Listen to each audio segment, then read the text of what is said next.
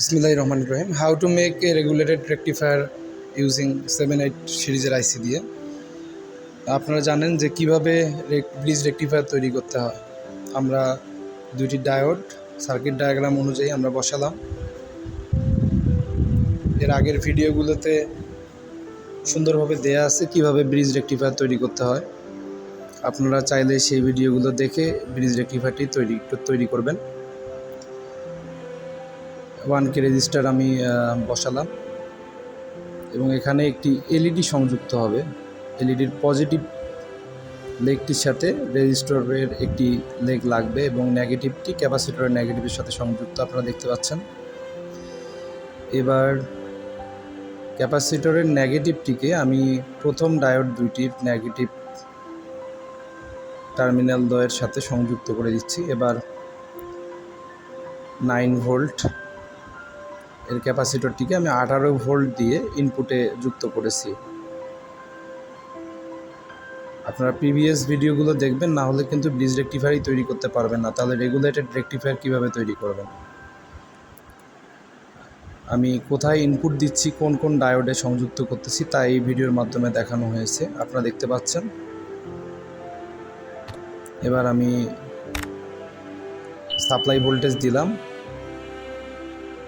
দেওয়ার ফলে আমার সার্কিটটি ওকে আছে, কারণ এলইডিটি জ্বলে উঠেছে। এটুকু অন্ততপক্ষে আমরা এনশিওর হতে পারলাম যে আমাদের সার্কিটটি ওকে আছে। এবার একটি 3 পিনের 7809 আইসি আমি হাতে নিলাম। আপনারা দেখতে পাচ্ছেন 7809 এই মডেলের আইসিটি আমি নিলাম। এটিকে এখন আমি প্রজেক্ট বোর্ডে বসাবো ঠিক এভাবে। আপনারা জানেন প্রজেক্ট বোর্ডের উপর থেকে নিচের কানেকশনগুলো সব একই। 7805 7809 একই, শুধু 7805-এ আপনার আউটপুটে 5 ভোল্ট দেখাবে, আর 7809-এ আপনার 9 ভোল্ট শো করবে। সমস্যা নেই, আমি পিন ডায়াগ্রাম শো দিয়ে দিচ্ছি। 1 নম্বর পিনটি ইনপুট, এটি 1K রেজিস্টরের, অর্থাৎ 1K রেজিস্টরটি পজিটিভ যে টার্মিনালের সাথে সংযুক্ত তার সাথে যুক্ত হবে। আর 2 নাম্বারটি ক্যাপাসিটরের নেগেটিভ, অর্থাৎ নেগেটিভ যে লাইনটা আমরা বের করেছি তার সাথে যুক্ত হবে। আর 1Kটির সাথে যুক্ত আছে ক্যাপাসিটরের পজিটিভ, এবং তার সাথেই যুক্ত হবে এই 7809 অর্থাৎ 7809-এর আইসির 1 নম্বর পিনটি। আর 2 এবং 3 নাম্বার থেকে আমরা আউটপুট মেজার করে দেখব যে আমরা আসলেই 9 ভোল্ট পাচ্ছি কি না। এবার আমি 1 নম্বর পিনের সাথে আপনারা দেখতে পাচ্ছেন 1 নম্বর পিনটিকে আমি 1K রেজিস্টরের প্রথম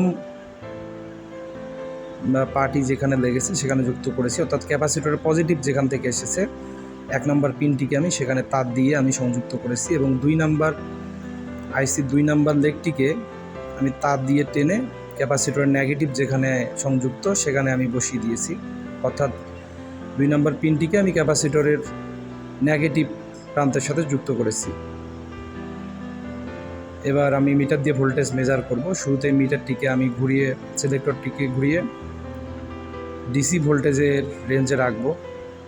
ডিসি 50-এ আমি রেখে দেব, যেহেতু আমার 9 ভোল্টের আইসি, আমি 9 ভোল্ট পাবো এখান থেকে।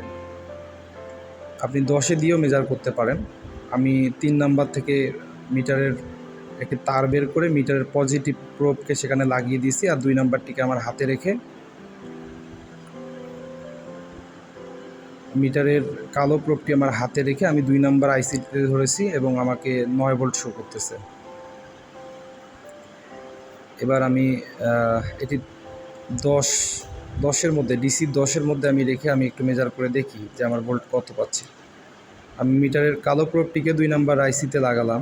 আইসি 2 নাম্বার পিনে লাগানোর সাথে সাথে দেখেন 9 পয়েন্ট সামথিং, 9-এর যে ঘরটি থেকে একটু বেশি, অর্থাৎ আমার প্রায় 9 ভোল্টেই আমি পাচ্ছি। অর্থাৎ 7809 দিয়ে আমি রেগুলেটেড 9 ভোল্টেই পাচ্ছি। অর্থাৎ আপনারা এই আইসি দিয়ে আপনার ইচ্ছা মতো 5 ভোল্ট, 9 ভোল্ট, 12 ভোল্ট ইচ্ছা মতো আপনারা ভোল্টেজ রেগুলেটেড করতে পারবেন এবং আপনার ডিভাইসটিকে সাপ্লাই দিতে পারবেন। ধন্যবাদ। ভালো লাগুক বা না লাগুক, সাবস্ক্রাইব মাস্ট।